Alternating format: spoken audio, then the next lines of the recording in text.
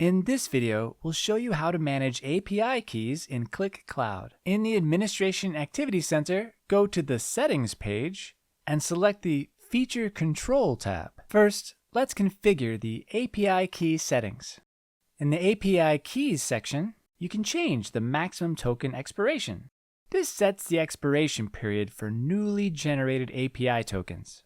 To generate new API keys, you must have a custom role with the Manage API Keys permission, or the permission must be enabled in the user default settings.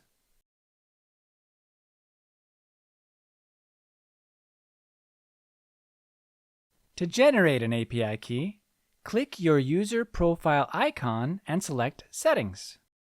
Go to the API Keys section and click Generate New Key.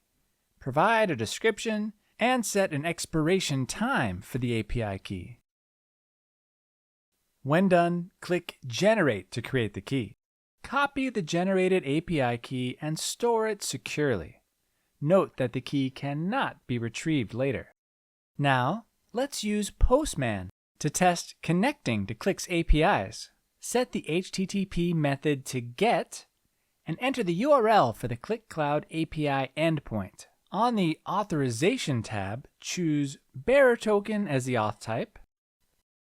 Enter your API key in the Token field.